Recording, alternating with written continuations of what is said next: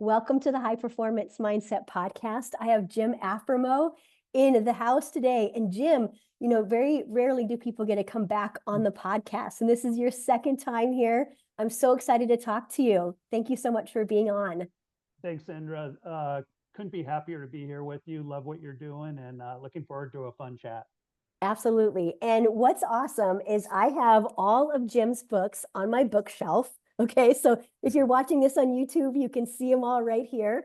And look at this one, Jim, The Champion's Mind. I got some major notes here. Okay, so look, I liked this book a lot. I assigned it into our graduate classes in sports psychology, by the way. And then we have his first book, The Champion's Mind.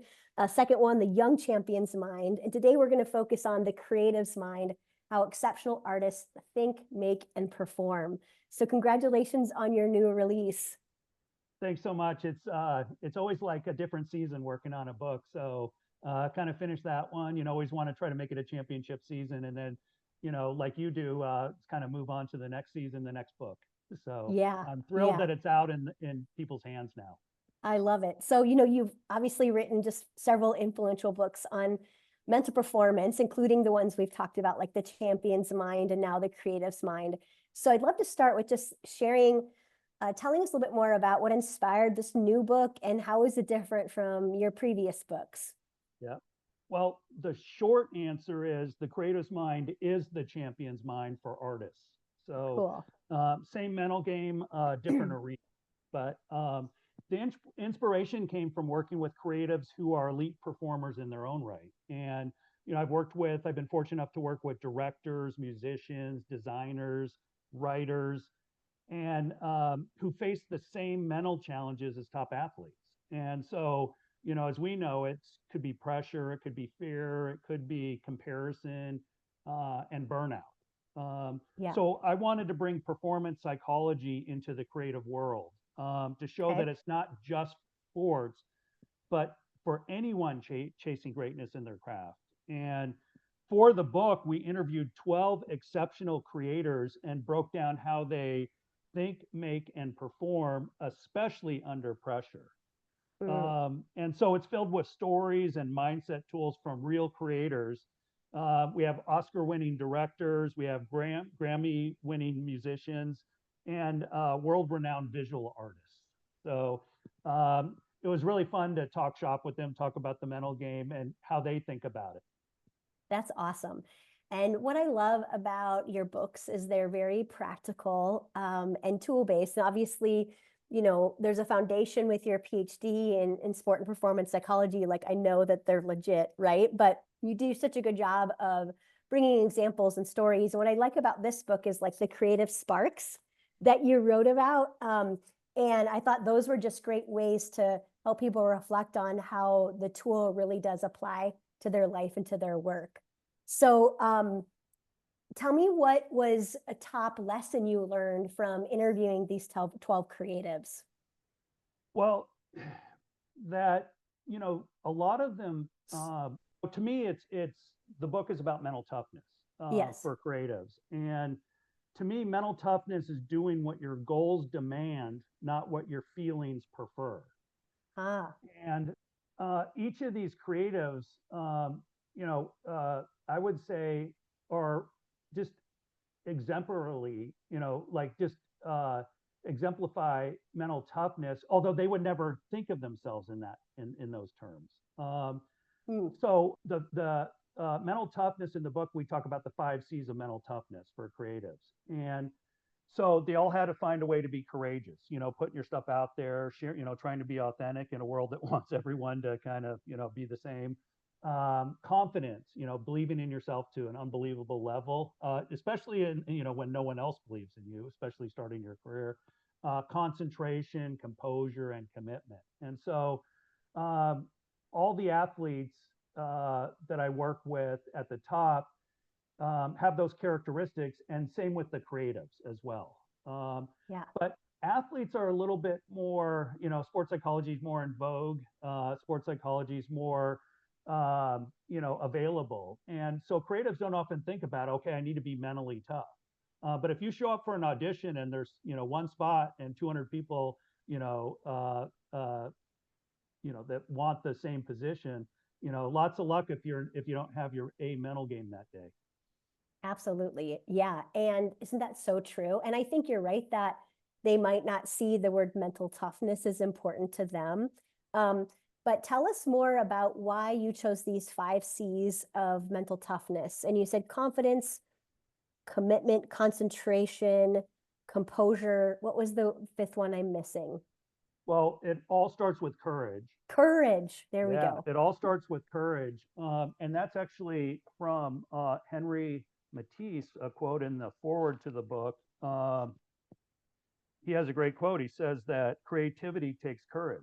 And think about, there's nowhere to hide as a creative. In Mm-hmm. sports, maybe we could hide underneath, a helmet, but creatives, they might have costumes and things like that. But it's really about self-expression. A lot of creativity is about, so, think about how vulnerable you have to be. And who wants to feel vulnerable? We want to feel, we want to feel powerful. And Yeah. so Yeah. just shipping your stuff out there when it's not maybe perfect. Asking for someone to read the first draft of your book, things like that take a lot of courage. Mm-hmm. And so, courage to me is just doing whatever you need to do and doing it scared. Yeah.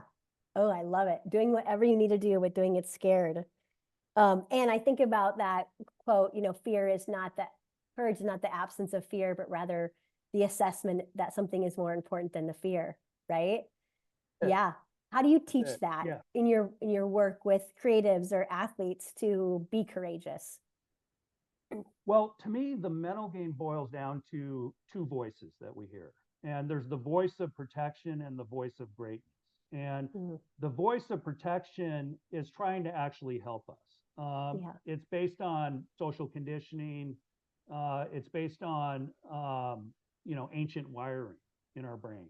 And it's basically, the operating principle is stay safe, stay Yeah. small, don't take Yeah. risks. But it's trying to help us in the wrong time, in the wrong arena, and it gets, and that's how we get in our own way. So to me, it's just being aware of that voice, as Yeah. something that's trying to help you. Mm. And there's actually advantages to that. A little bit of doubt shows me that you have humility. A little Yeah. bit of fear shows me that you're taking this serious. A little Mm-hmm. bit of complacency at times, shows that, hey, rest is important as well as hard work.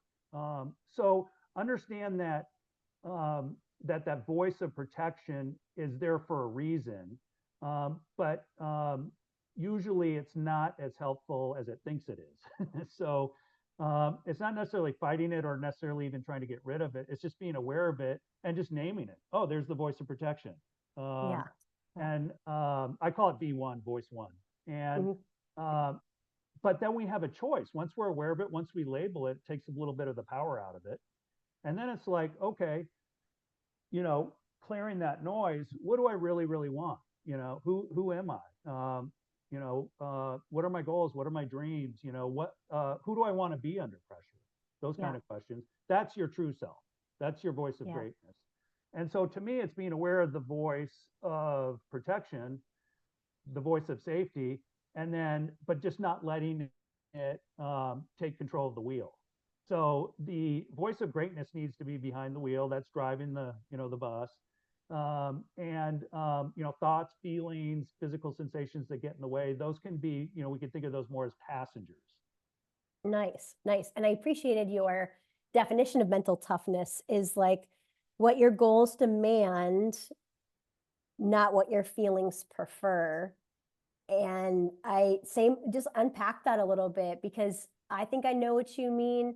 Our feelings can like just come and go, and we can act based on our feelings instead of really being in this greatness driver's seat. Absolutely. Well, again, it's just Nick Saban, the famous football coach, said, it's not human nature to go for, great things. And so I would say that's our lowest gear. That's our default, is doing what our feelings prefer. It's easier in the Mhm. moment. It takes less energy, less thinking. We stay in our comfort zone. But to step outside of that comfort zone, that's, again, that's a courageous act, and that requires mental toughness.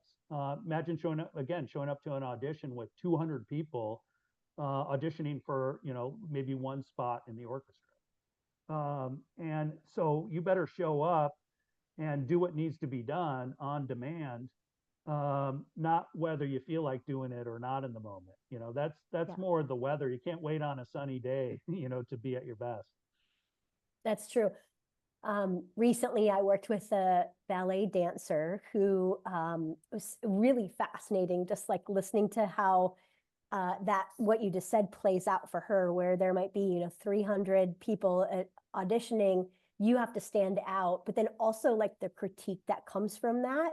Like if you and for a ballet, it's like all about perfection in your body, and just like some of the things that she'd share with me that her directors or other people have said, was heartbreaking. And then not to let that impact motivation or energy or performance the next time. Takes a lot of mental Absolutely. strength, a lot of mental toughness. Absolutely. And then, and it's basically the courage to show up, because again, if you don't stand out, you're going to be left behind in the, in any sort of creative endeavor.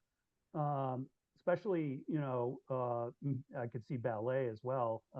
Given that that's kind of a full contact sport, that's a tough sport. It's a very That's tough sport. it Your is a sport. body. Yeah, your Yeah. body, yeah, but to me, it's they're going to love me or they're going to hate me, but they're not going to forget me. I think that's kind of the attitude that you need to bring, and that takes, courage and confidence. Yeah. Courage, confidence, commitment, composure, and concentration. Are there any of those that you'd like to expand on a little bit more and what they mean to you and how to develop it? Well, let's stick with confidence. So to me, confidence is everything, because if you don't believe in yourself, you're always going to find a way not to win. And so to me, I think we get mixed messages, again, in terms of our social conditioning. We're told a lot of times, be confident, but not cocky. Right. Don't get Yeah. too big for your britches. Um, Yeah. you know, um, you're not ready for that yet. You need to have a lot of success before you can believe in yourself, things like that. And so I think some of those messages tend to, they're well intentioned, but they tend to hold us back. To me, imagine, um, something that scares you that would be amazing to do. And again, that's where the courage comes in. But the confidence is giving yourself permission to go after big and better things all the time. Yeah. And so to me, a lot of confidence boils down to permission. Almost Mm, like we're waiting for permission for someone to say, yeah, go for it. See how great you can be, how far you can go, what you can make happen. And I think the creatives in this book, they didn't wait for that. In fact, they got a lot of people telling them, hey, you're not ready yet, or, take the safe route instead of the artistic route. Go into business or school instead of, maybe really, go off on this creative journey right now in your life. And they felt like, if I don't do it now, I'm never going to do it. And so, but they gave themselves permission to have the confidence to really believe in that. You know what? I think I have something special inside of me. Let's bring it out. I love it. Jim, I have a book coming out next year on confidence. I just signed with Simon and Schuster to publish it. So Congratulations, pretty man. pumped about that. And there's one part in the book where I talk about the difference between like the confidence as a feeling versus confidence as like a decision and a skill and a belief. And sometimes I think what we can do is, this goes back to your definition of mental toughness. We let our feelings of maybe doubt or a lack of confidence get in the way of our belief in ourselves. And I think if we're really pushing ourselves to try new things and get out there with courage and do something that you've never done before, right? We're going to be anxious. We're going to feel fear. And then not letting that impact your belief in yourself, right? So many times it's like we have to let those feelings of anxiety and fear not take them too seriously, or it's all about our interpretation of them that makes the difference. Yeah, the definitely helps to look at it more as excitement than anxiety at Yeah. times. Yeah. Um, but I think the real key is going back to the voice one versus voice two, where the voice one is understanding the fear, the doubts, the worries, the concerns. Again, is this uh, part of you, and it might not even be really a part of you, it's just a voice of, safety, protection, are you sure you're ready?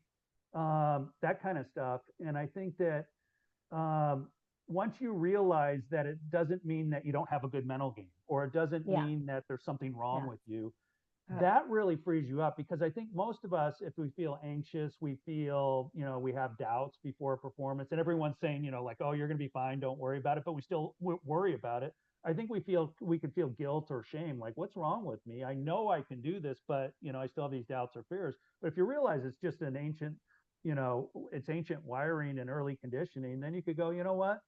um, take the passenger seat. I'm still driving. That's where the mental toughness comes in. I'm going to still, do what I need to do and do it like I love it, regardless of how I'm feeling in the moment. So, yeah. it takes awareness and understanding, but then the mental game skills and strategies to, to really get to where we want to go. So what do you think are the best ways to be able to be aware of our voice? One, of like self-protection.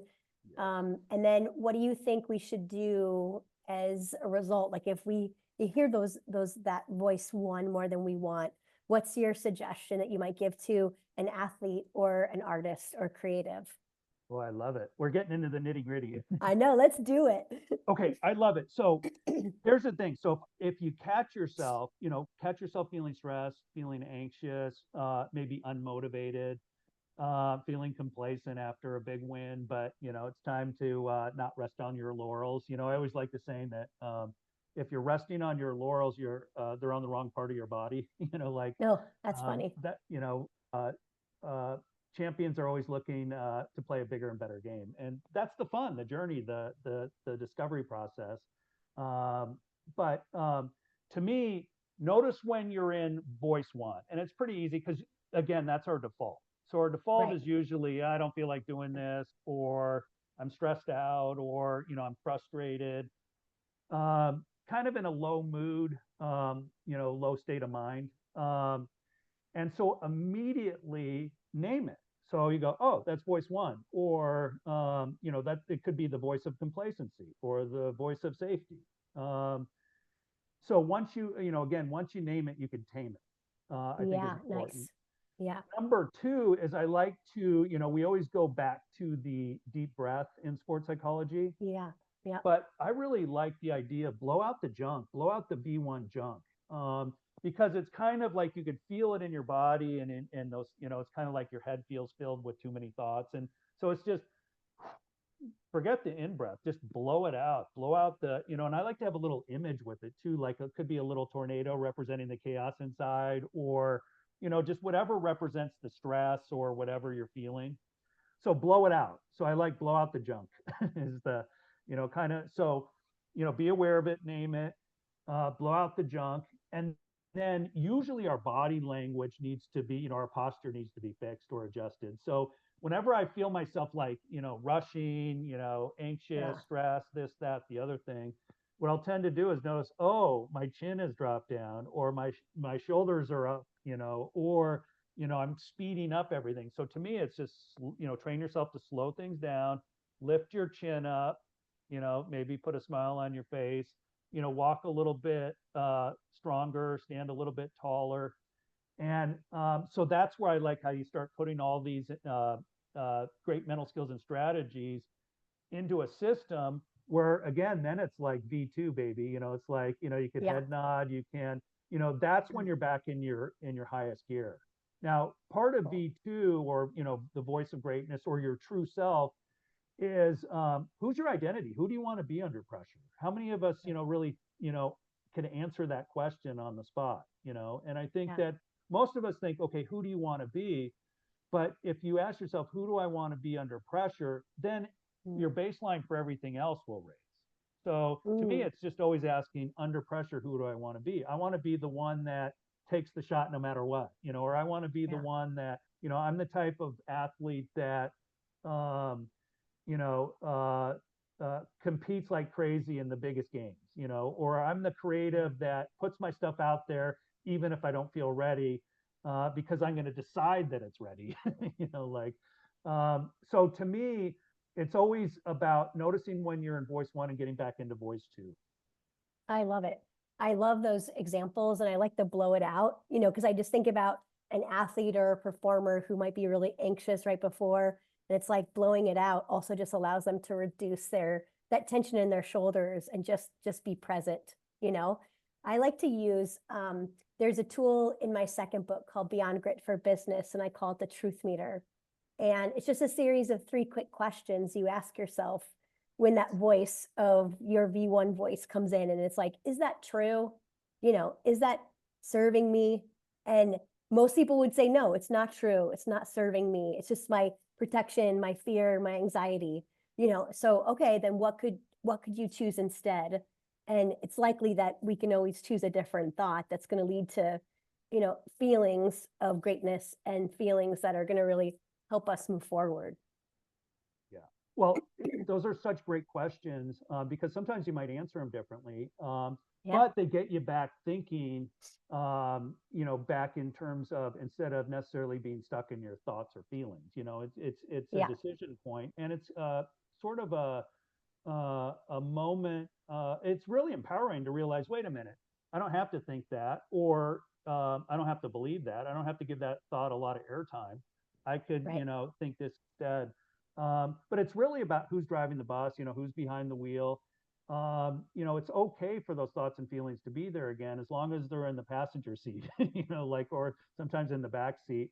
And so you could still, it's some days you're going to be in the zone, other days it's going to be loud in your head, and but there's always a way to get the job done. And again, that's what to me mental toughness is all about. I love it. I love it. So, your book, this new one, focuses on exceptional artists and how they perform. I'm curious, like, what are some of the misconceptions maybe people have about creativity and mental performance in general? Yeah, it's such an important point. I think with a lot of creatives, the misconception, even amongst creatives, is that, it's all about inspiration. I just need to sit around until I'm inspired. And, or it's all about talent. I'm either good at this, I'm just musically, gifted, or, uh, but, it's really less about that and more about how do you get out of your own way and how do you tap into your best self so that the creativity inside of you, that Yeah. there's already inner greatness. And so it's more Yeah. about Yeah. letting it out, and rather than whether you have it or not. But letting it out takes work.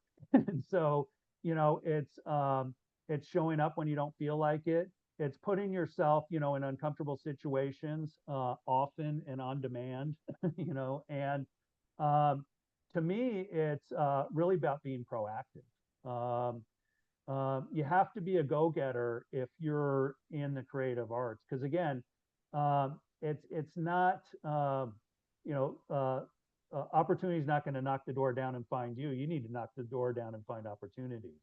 So to me, I think it's that athletes are tough and creatives are soft, but to me they're both tough. You have to be Yeah. tough. You have to be mentally tough, emotionally resilient. You have to be anti-fragile. Um, Yeah. Otherwise, you're just going to get eaten up because it is a competitive world out there, and it's a global world out there now. And so, you have people like when I worked for the San Francisco Giants, we had people from all over the world in the organization trying to make the big league team. From the Dominican Republic to Canada to South Korea to Cuba, Mexico. So you're competing with everyone in the world, and so competition is relentless. So any way you could get a competitive edge, you need to take advantage of that. And there's no better competitive edge than the mental game. No, I completely agree with that. I was listening to an interview with Nick Jonas, the Jonas Brothers, and he was talking about things that get in his way of being at his best. And he said, like, when you have tension at home or when you have tension in your personal life, it's really hard to be creative and to tap into that creativity, right? And excuse me, it made me think a lot about just like how that happens with athletes too. So I'm curious, what do you see are the barriers to high performance with creatives? Yeah, well, one of the things that taking a page from athletes is the importance of routines, rituals, habits, things like that. athletes, also are really good nowadays at recovery, regeneration, Yeah. reigniting, and traditionally creatives haven't been. It's just work hard, work hard, work hard. But they also need to rest well. That's mandatory. Um, so thinking like an athlete, I think, is important for them. And But it's the same thing. It's really hard to compartmentalize when, let's say a lot of creatives might work at home, and so or they're away from home for long stretches. So to me, I think a big thing for creatives is really finding things that energize them, and that they could tap into when they are on the road or when they don't have family and friends around. Because it can be a solo activity. We don't always have teammates in the creative arts, especially like, for example, writing a book. Yeah, absolutely. Well, I was thinking about barriers, sort of inner limits that I see get in the Yeah. way of creatives' performance. And also, I was thinking about different ways that I'm a creative and an artist, right? And it could be speaking, it could be writing a book or, designing a new concept. But I was thinking about barriers like self-doubt or perfection or like fear of judgment. And I'm curious about how you see those barriers get in the way of high performance for artists and how you might help them address those barriers. Yeah, I think what's really helpful is number one, just being able to say them out loud. Once Yeah. you say them out loud, they lose power. So a lot of times when I'm working with creative, and just, tell me more about that. What does that feel like? Where do you feel that inside? Um, it helps me trying to understand them, helps them to understand themselves. And a lot of times when I work with a client afterwards, they say, I don't know, I just feel lighter. I feel better. I don't Yeah. know why. Yeah. So sometimes they have some tools that they can put in their back pocket. But so I think number one is really normalizing Okay. what they're thinking, how they're feeling. Yeah. And A phrase that I like to use is, wow, how human of you. I love How that. human of you to think that or to feel Yeah. that, or for that to have happened. And I think that that is really where it's just like, oh, that is human of me. Because I think that, perfectionism is a big issue for any high performer. And so Yes. just realizing that, oh, how human of me to have some of those doubts or fears, how human of me to, you know, uh, ask myself why me, or, do I belong at the top? But then again, it comes back to, okay, what are we going to do? Like your great questions. What are we going to do with those thoughts? Are they true? Are they accurate? Are they helpful? Do they help me reach my goals? Would I share those with someone that I loved and cared about? Would Hmm. I think that's great advice for other people? Um, but with those doubts, fears, and worries, a great question to always ask yourself is, um, what would I tell someone else in my shoes that I really, wanted the best for them? And a lot of times we have our own advice. Sure. Yeah. We have good advice, in other words, but we don't take our own advice. And Yeah. so when I say, Mm. what would you say to a teammate that's dealing with this? Or let's say, another creative that's working on a similar project. And a lot of times it's, hey, let's believe in yourself, take your time, you've got this, whatever it is, it's a lot of encouragement. And but yet for ourselves, it's a lot of self punishment. And Yeah. no one ever really gets good at anything by constantly telling themselves they're bad at it. When you Isn't that really so think about it. true? Yeah. I think too, just artists and other creatives are just like athletes in that a lot of times they'll say, well, I'm just being hard on myself. And it's like, yeah, but not in a good way. Like Right. being Sure. hard on yourself in a good way is, hey, you're 10 times better than that, let's go. Or, next time do this, now you're 10 times better, let's go. I suck, I'm terrible, those kind of things. That's being hard on yourself in a bad way. And that it doesn't work for anyone else, so give yourself the same benefit of the doubt. And it sounds corny, but you got to be your best not only your best friend in the world, but the one that would never leave you no matter what. Like they're always there for you. And that's what we need to be to ourselves. We're always hoping that someone else will help us with that. And that's definitely helpful, but that self permission needs to come first, you know. Wow, so powerful. I love the wow, how human of you, to because it just normalizes it. And it's, we all have self-doubt. We all have, negativity. And I used to think for sure when I was growing up, like when I was in high school and I was a competitive runner, I thought I was the only one that had that negativity, and I wish that I could have understood at that point that, this is actually just because you're human. Jim, how do you personally use that? Like, I'd love to hear how you are your own best friend and you are never going to leave your side no matter what. What does the expert on this do?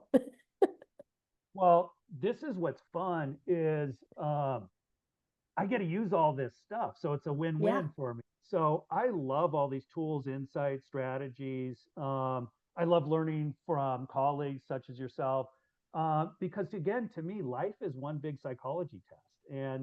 Um, and so to me, we could all get better at, confidence.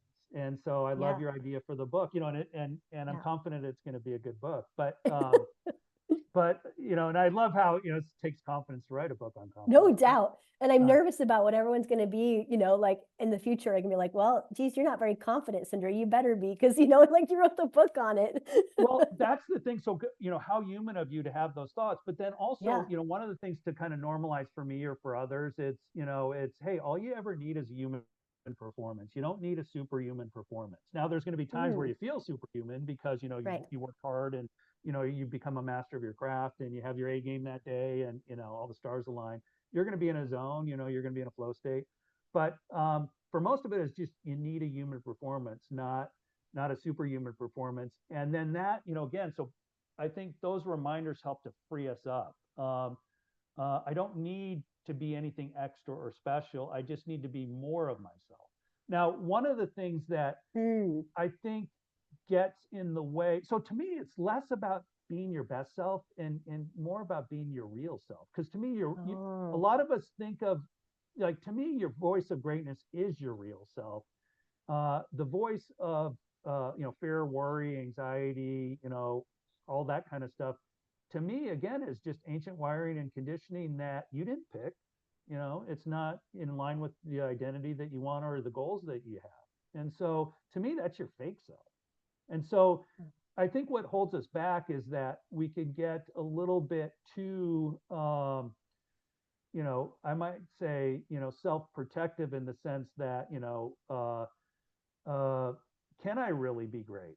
Um, and so again, it goes back to that self permission. But to me, it's not about we've heard a million times fake it till you make it, or sure. but to me, it's really stop faking it and make it. You know what I mean? Like that's the creative mind right there. That's the creative mind Cool. is um, the part of you that doesn't think you're good enough is the fake part. And so you're not lying to yourself by, voice two or, thinking like a champion. You're leading yourself. That's the key here. I love it. I love it. I love it. I love life is one big psychology test because isn't that so true? And when we keep mastering and being the master of our own self and our thoughts, I think that's obviously the way to get ahead and reach your goals even quicker. Um, when you think about what you wrote in the creative's mind, Jim, I'm curious if there are like one or two mental skills or maybe some of the exercises that you think listeners could use today to either boost their creativity or their performance. What comes to mind? Yeah, well, what's great about having 12 different creatives involved in the book is that they give some of their own favorite tips and strategies and exercises, morning routines, those kind of things. But to me, what's neat is having those available so you could just refer to, because a lot of times, as you might come across a quote that you read 5 years ago that you loved at the time but you forgot about, or it could be a tool that you haven't been using that much. um, To me, I think, a big one to overcome resistance is just, what I call the 2 minute drill, Yeah. is just, 1, 2, 3, go. You don't have time to overthink or get in your own way. It's just once you have that thought, oh, maybe I should start working on this project, that boom, 2 minute drill, just get it started. Um, and once you get it started, to me, it's all downhill from there. That's, I think, a big misunderstanding that most of us have as performers is, that, we think motivation is going to come before, it usually comes during. And Yeah. we forget the power of momentum. I mean, to me, my problem nowadays is not the starting, it's the stopping. When I'm really on a roll and it's like, okay, you need to shut it down for a little bit and go for a walk, or you're going to hit a wall a little bit if you don't take a break. And so that's something that all creatives wrestle with, because you could go and pull all nighters or work for hours and hours, and it's like, oh man, I didn't get a workout in, or those kind of things. And so that's what creatives really have to stay on top of is, when to switch gears. And so I would say two tips. One would be the 2 minute drill. Whenever you Okay. notice resistance, and to me, resistance is the passenger. Remember, it's not behind the Right. wheel. Yeah. That's the mental toughness. I don't want to do this, but you know what? I'm going to do what my goals demand.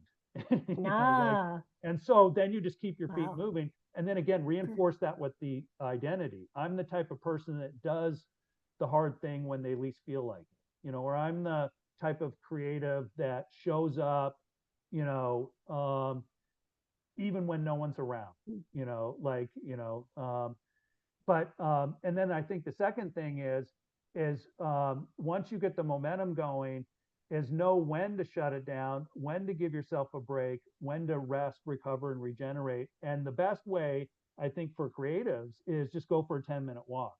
And so I call it, movement is medicine. And so you're going to feel better, you're going to think better. And a lot of times creatives will come back from that 10-minute, and I call it like a clarity walk, clear your head, or you could look at it as a gratitude walk, like, hey, I get 10 minutes to myself right now just to enjoy being present. And, not necessarily performing, like, and so I think that that's really important, is to make it a habit. I appreciate that. What will I do? I will do what I need to do to what my goals demand of me. And I'm going to use that in my own life because I feel like I have really high goals and it's like I'm going to do what that demands today, regardless of how I feel, you know? Yeah.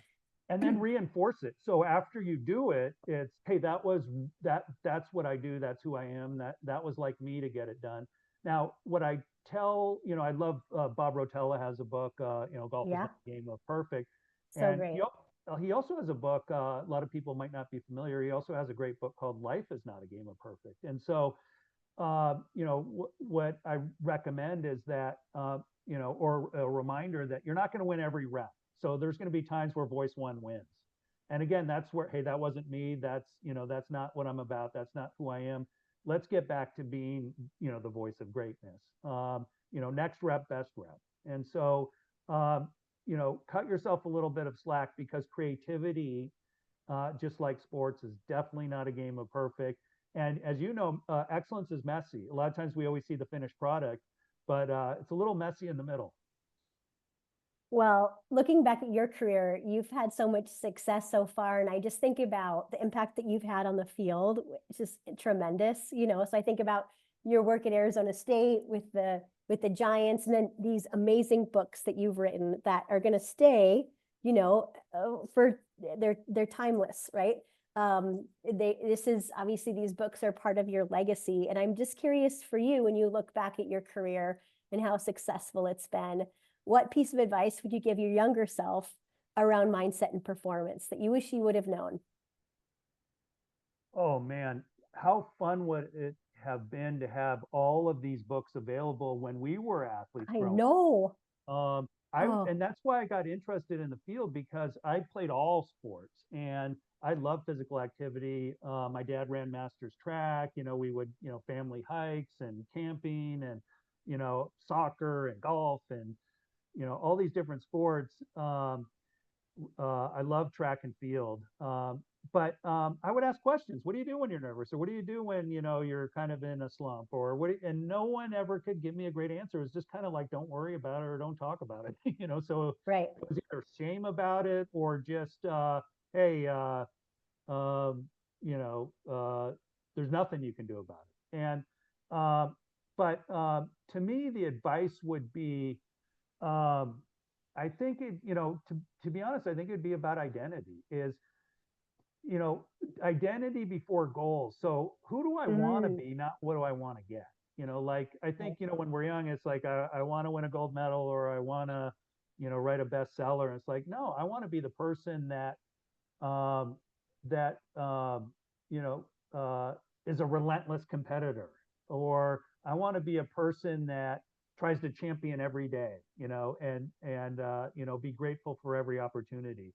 To me, that's where you start. Who do I want to be, and then act from that. Versus what do I want to get, and then hope I become someone I'm proud of after the fact. So I like the idea of when you're, for to me, it'd be take pride in everything you do. When you're working out, make yourself proud. When you're studying for that test, make yourself proud. Be the person that makes themselves proud each day. Because I think, that helps you pass the pillow test every night. When your head hits the pillow, like I'm glad I did, or I wish I had. Usually we have one of those two thoughts. I'm glad I went after it today, or I wish I had gone after it today. I love that identity before goals. Because a couple of things, I think it's like your identity does push you towards those goals that you want. But I think a goal can be so like outcome driven, and it can be, people can feel like they failed if they didn't reach their goal. And sometimes our goals are things we can't completely control, you know? So I Bingo. love that identity piece, very grounded versus outcome focused. Well, and here's a perfect example of that. So there's a video going around of Ronaldo, Okay. the amazing Cristiano Ronaldo, the amazing Portuguese soccer player. And it's him, it's a close up of his face before he takes a penalty kick in a game. And he's talking to himself. So I love the self talk. But he's saying, like visualize it going through, just under the bar, all that kind of stuff. But here's where the identity part is so key. He says, this is normal for you. Make it like you always do. That's Nice. identity. So you notice he's not just clearing Cool. his head and just seeing the ball go through. That's part of it. But it's this is what you're built for. This is who you are. This is normal for you. This is what you do. So to me, we don't fall back on our training. Mm. We fall back on our identity in those Oh, wow. We fall back on our identity, not our training. and that relates to most of us have heard the saying, you can't outperform your self-image.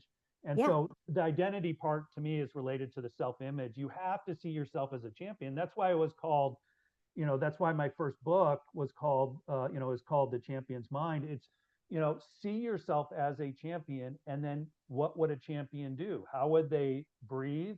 How would they think? How would they behave?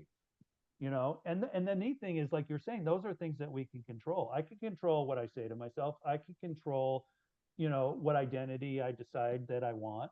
It could be I want to, I see myself as an athlete that always plays bold, or boldly. I could decide that. um, and so to me, it's fun deciding. We get to design our own life, and so it's kind of like self authorship. um, be your own best writer for your life. Amazing, Jim. There's so many things that you shared with us that are incredible that if you just listen to one or two of these tidbits and implement it into your life, it would make all the difference. Um, Incredible. I have a couple of fun questions to close. All right, so here we go. This is to get to know you, Jim. What is your go-to high performance quote or maybe a power phrase that that inspires you? Well, so the athletes and other performers, creatives, students, and professionals, business professionals that I work with, they really inspire me. And that's where I came up with Think Gold and Never Settle for Silver for my first book, The Yes. Champion's Mind. Yes. And, it's just a reminder, it's not about the medal. It's about the mindset. And I think that our, voice of protection, that's settling for silver, good enough, or why, it's not the right time, or I don't feel like doing it. Um, that's thinking silver. It's not thinking gold.